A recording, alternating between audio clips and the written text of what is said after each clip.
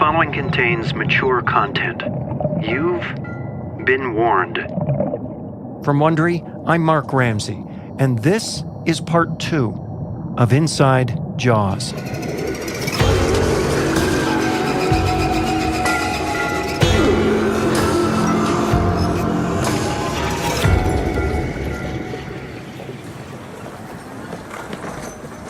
Extra, read all about it. July 3rd, 1916, Philadelphia. You might think the death of one of Philadelphia's up-and-coming young movers and shakers would be the headline.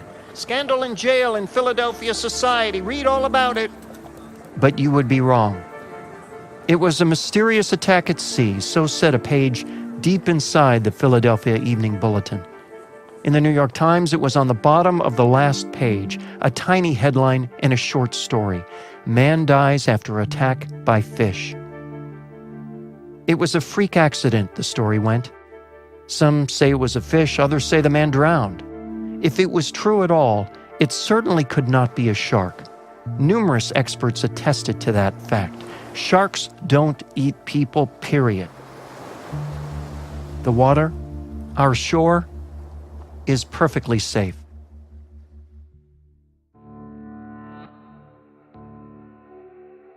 Inside Jaws is pleased to have Audible as its presenting sponsor.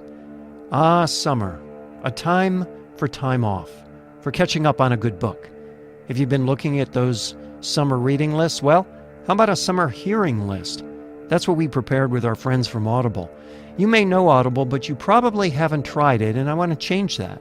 Words are made to be heard, not just read. And Audible brings words to life and transforms books into something you can experience anytime, anywhere, even while you're doing something else. Try Audible now. Start a 30-day free trial and your first audiobook is free. Just go to audible.com/JAWS to get started or text JAWS to 500-500. That's audible.com/JAWS, audible.com/JAWS, or text JAWS to 500-500. And stay tuned at the end of this episode to hear about a pick from our summer hearing list.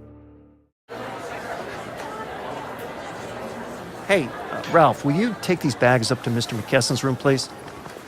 I'm going out for a swim.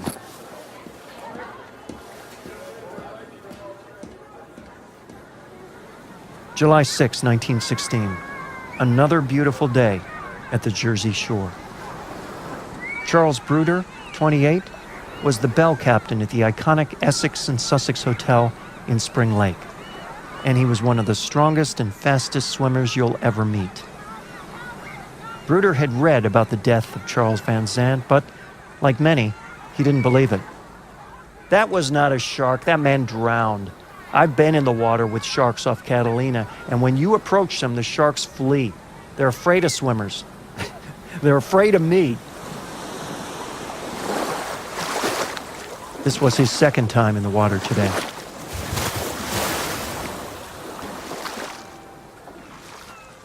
Swimming out, 50 feet, 100 feet. He passed the lifelines, the barriers that mark safety. But that was for ordinary mortals, not for Bruder, the strongest swimmer at the shore, a man who could race a small sailboat and stand a chance of winning. 500 feet. 1,000 feet. The vastness of the ocean lay ahead, the murky, darkening sea. 1,200 feet. Charles Bruder was alone. The water was less than 10 feet deep. When you swim in the ocean, you grow accustomed to the sounds of the sea, the steady lift of the waves. You are both solitary and in union with everything around you. You are the ocean, and it is you. You are invincible. Invincible, even as a slight vacuum pulls you down. Even as an almost imperceptible undertow licks at you. Invincible, the seagulls above clattering away in the peaceful sky, the waves never hinting at secrets hidden below.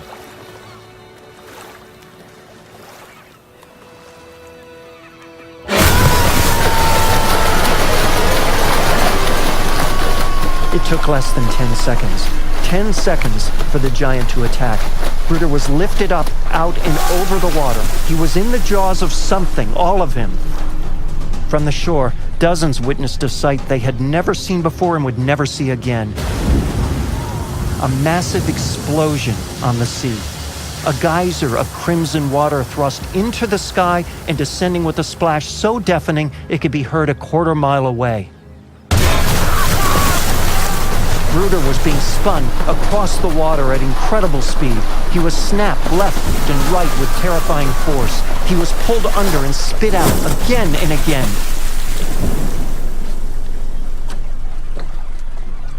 The lifeguards approached, horrified. Where was Bruder? There! His head was bobbing in the water. They lifted him, what was left of him, onto the boat. Every man, everything covered in blood. Bruder was still alive, unconscious, bleeding out. The lifeguards stared at each other and at the remains of the man before them. They began to cry. One vomited over the side. Charles Bruder's feet were gone. His legs were gone. From the gaping wound on his side, whole intestines were slipping onto the deck. The jagged and ragged telltale marks of teeth were everywhere.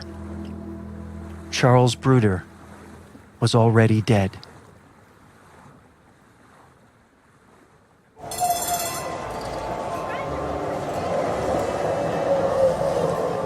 Summer 1964.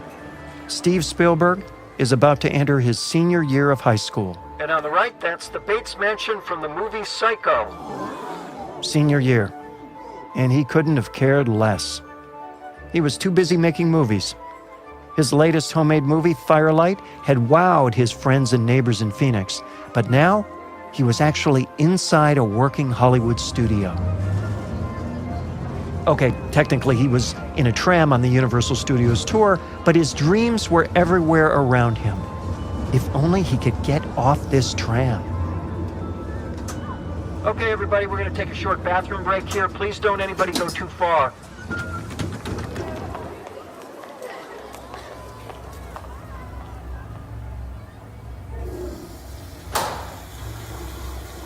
Stephen was in the toilet stall, but he didn't need a toilet. What would I do if I were in a movie right now? I would not get caught. Spielberg stood on top of the toilet and crouched down, invisible to anyone looking for feet under the doors.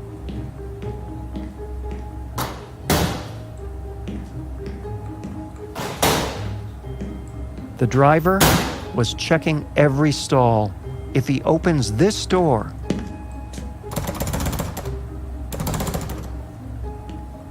he didn't open this door. Why not? Was it just good fortune? Or was it the note, the one quickly dashed off in pen on 4 sheets of toilet paper, moistened with water and stuck to the handle of the stall? Out of order. Steven Spielberg was free. Free from the tram. Free from authority. Free from anybody's rules but his own. He spent the next 4 hours wandering. In and out of sound stages. Past technicians and extras and actors in studio suits. It was as if he was home. Hey, kid, what are you doing here? Oh, I got separated from the Universal tour. But see, I'm a filmmaker, and I want to learn everything I can about this place. Can you help me do that? Spielberg had been stopped by Chuck Silvers, part of Universal's editorial department.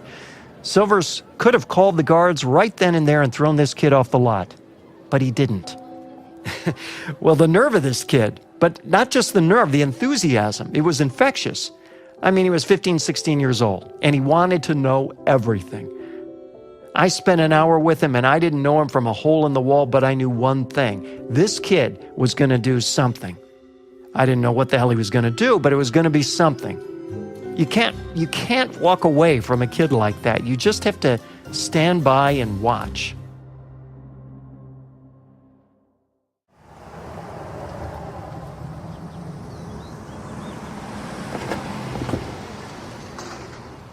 Chuck Silver's got Spielberg a pass for his first visit, but after that, he was on his own. The front gate at Universal Studios. Everything that mattered was behind that gate. Steven Spielberg watched the cars drive up and check in with the guard. The gate would open, the car would drive in, the gate would close. This would repeat all day long. Pedestrians walked in too. They had to show a pass to gain access, and in they went. Can I help you, kid? Yeah, my dad works here, and I left my pass in his office. Okay, go ahead. Can I help you? I have a package to deliver. I left my keys in my car on the lot when I went out to lunch. My mom said to meet her at the commissary. I'm really late for the landscaping crew. I just got hired here and nobody told me about any pass. And on and on. Eventually, Spielberg would give the guard a wave and the guard would wave right back. And like open sesame, the gate would unfurl, and with it, all the hopes and dreams of a kid who had not yet graduated high school. When you're roughing it, say on a fishing boat during a grueling film shoot, it can be hard to stay fresh and clean, right? But for the sake of those around you, maybe do what I did and check out Dollar Shave Club. Yes, that Dollar Shave Club. They're more than just razors. Did you know that? They deliver everything you need to look, feel, and smell your best. You name it. Shampoo, conditioner, body wash, toothpaste, hair gel. All convenient, all in one place. Make it easy. So far, my favorite product, and I'm not afraid to say it, is their Amber and Lavender Calming Body Cleanser. I need to stay calm. Here's a great way to try a bunch of Dollar Shave Club's products. For just $5, you can get their Daily Essentials Starter Set. It comes with body cleanser, One Wipe Charlie's, their world-famous shave butter, and their best razor, the 6-Blade Executive. Keep the blades coming for a few bucks more a month, and add in shampoo, toothpaste, or anything else you need for the bathroom. Check it all out at dollarshaveclub.com/Jaws. That's dollarshaveclub.com/Jaws. Shark Week is over, but Jaws will never die. Have you caught every episode of Inside Jaws yet? The story of the first summer blockbuster and the making of Steven Spielberg is available wherever you listen to podcasts. And now you can binge the entire series. Inside Jaws, the entire series, bingeable now on Apple Podcasts, Spotify, or wherever you're listening right now. Listen. Every day, he visited sets, got to know people, learned techniques, and absorbed the atmosphere. He was there to learn and to watch, and sometimes to learn from and to watch his idols. That's Alfred Hitchcock. Hitchcock was everything to him. He'd call him the master. He was on the set of Torn Curtain. He didn't move, he didn't speak. He just watched Hitchcock at work. A big exterior scene, Julie Andrews and hundreds of extras. Hey, you! Me? Yes, you. What are you doing here? I'm just watching. Well, you can't just watch. This is a closed set. You need to leave. He watched for just 10 minutes. The memory would last forever. Not just the memory of Alfred Hitchcock at work, but also the memory of being kicked off the set by the assistant to the second assistant director. Hey, Spielberg, fetch a bin of 16mm film from the editing room. Yes, sir. The more time Spielberg spent at Universal, the more things he was asked to fetch. This time was no different. Oh, excuse me. Who the hell are you? I'm just here for a bin of film. Listen, boy, I got your film right here. The man was pointing at his groin. He was stark naked. He was also Marlon Brando. Brando slid the box to a spot directly in front of his feet. Go ahead, young man, pick up your box. So, which part of this is more awkward? The surprise of a naked man at the Moviola, the surprise of Marlon Brando, a naked Brando, all of the above? Spielberg barely remembered what he was sent for.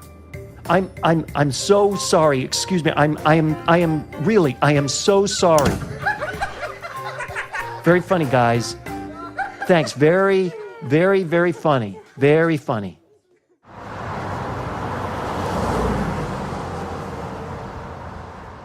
Summer 1965. Steven Spielberg is leaving home forever. He's on the road to Cal State Long Beach. He's on the road to his future.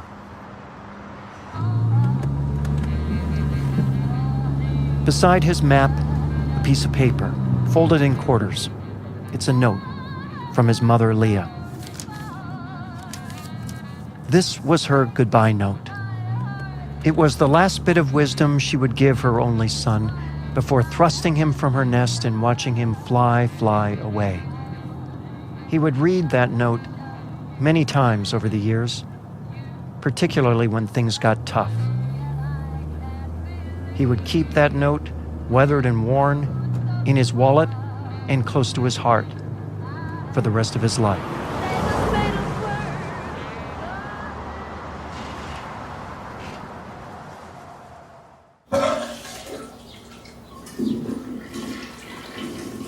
That was the sound Steven Spielberg made every morning at this time.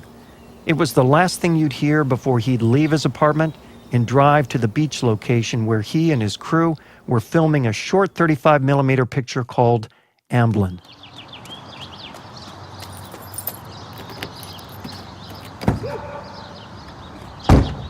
Summer 1968. There was no money. Everyone involved in the film worked for nothing, just screen credit. Spielberg was getting queasy. If he wasn't so late, he'd pull over and puke again. That's what happens when you live on pizza and night air. Why so much anxiety? Because this little love story about a boy and a girl, a story with no dialogue, would either make or break his career. Come on, drive. Spielberg had cut every corner he could find to make this movie, and it had one and only one purpose: to convince the suits at Universal to place their bets on a 21-year-old director.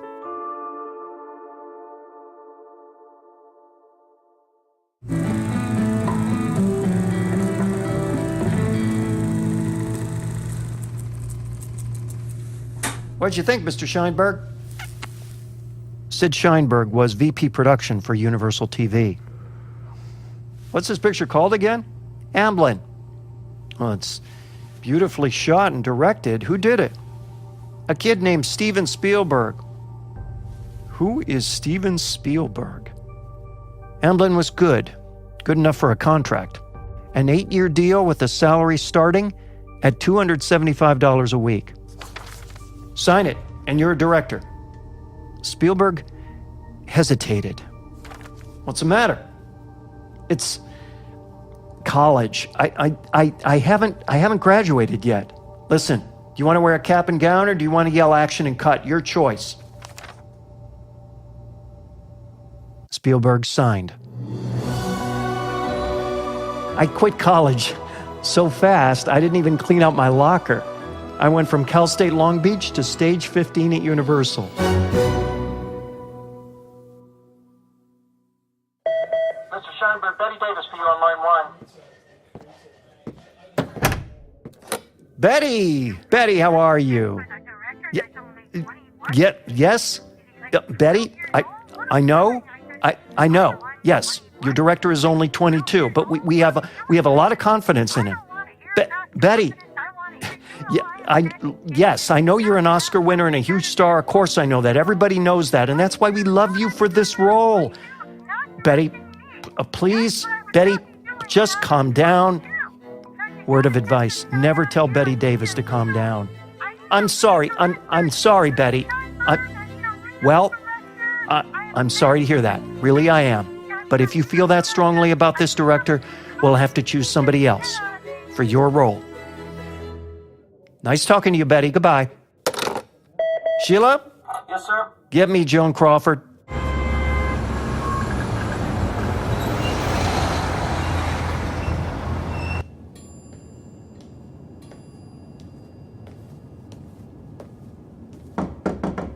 February 1969, New York. A fine apartment in a fine part of town. An address to impress. Joan Crawford's address. Just a moment, please. Oh, God damn it. This was a long wait, but Steven Spielberg was not going to knock again, not on this door. Oh, Jesus Christ. Spielberg was thinking, this is one of those times when throwing up would have been very helpful. Are you Mr. Spielberg? Yes, ma'am, Miss Crawford. It's nice to meet you. Joan Crawford was in a billowing robe, puffed with fur around the neck and the wrists. Her face was glazed with some kind of age-defying cream. A vodka on the rocks was sloshing around a glass in one hand. And thanks to the mask covering her eyes, she was completely blind. Come in, come in, come in. I'd shake your hand, but I'm completely blind, you see. Oh, Jesus Christ. This is how a blind person walks through a room. I'm practicing for the role. The role was in the first project Spielberg would shoot for television, a pilot episode for the new Rod Serling series Night Gallery, featuring Joan as a blind woman who was about to get a new set of eyes. Now, let me just get this mask off. You're Steven? Yes, ma'am. What are you, 12? Where's your father? My God, you still have acne. What films have you directed, Steven? None. Well, I did make a 20-minute short at Cal State Long Beach. At school. Yes. Well, the butterflies in Spielberg's stomach were about to spill out all over Joan Crawford's green carpeting. At school. Are you the son of someone important, Mr. Spielberg?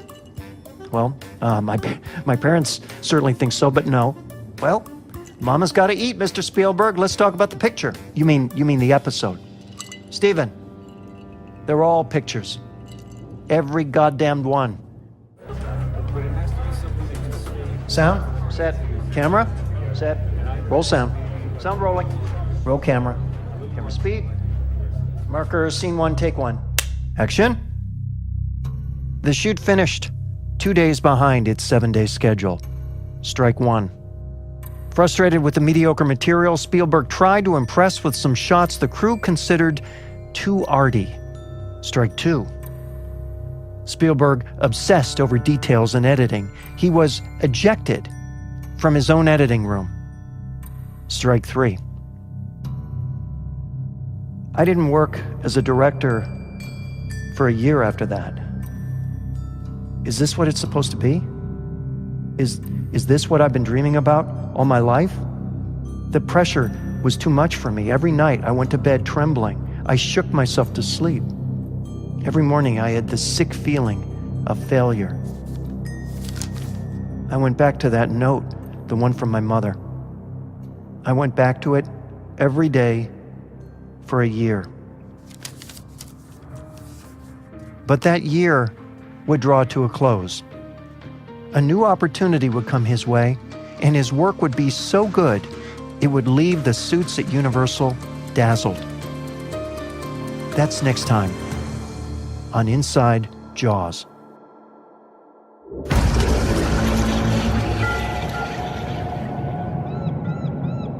From Wondery, this is a 7-part deep dive inspired by the story behind an unforgettable classic movie. This has been part 2 of Inside Jaws. Written and narrated by Mark Ramsey. Audio design and production by Jeff Schmidt. Produced by Mark Ramsey Media. Executive producers Marshall Louis and Hernan Lopez for Wondery. Subscribe now on Apple Podcasts, Spotify, TuneIn, Wondery.com, or wherever you're listening right now. If you like what you're hearing, we'd love you to give us a 5-star rating and review us. And be sure to tell your friends and show them how to subscribe. Find a link to subscribe to Inside Jaws and more information on the episode notes. Just tap or swipe over the cover art. You will also see some offers from our sponsors. Please support this show by supporting them. Another way you can support the show is by filling out a small survey at Wondery.com/survey. For more information and to comment on this show, Visit our website, wondery.com/InsideJaws. Tweet us at InsideJaws.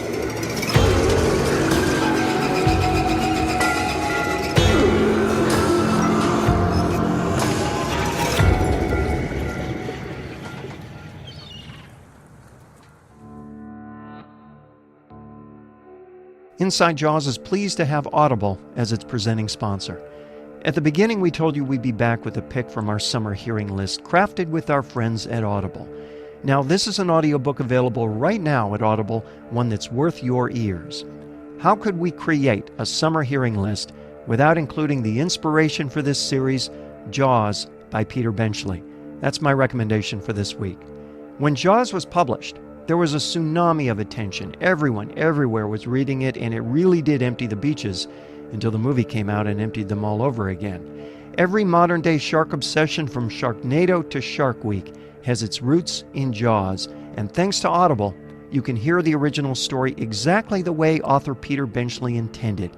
It was years before this book was available in audio form, but you can hear it today at Audible, and the narration brilliantly brings the terror to life. Look, you could just read a book, or you could hear an experience. It's the perfect sidekick for all your summer activities. Take your stories with you. You've packed your swimwear and your flip-flops. Don't forget your Audible. Audible is offering our listeners a free audiobook with a 30-day free trial membership. Just go to audible.com/Jaws and look for Jaws by Peter Benchley. Audible's unmatched selection of audiobooks is going to keep you entertained all summer long. Just download a title for free and start listening. It's that easy. Go to audible.com/Jaws or text Jaws to 500-500. That's audible.com/Jaws, audible.com/Jaws, or text Jaws to 500-500 to get your very first audiobook for free.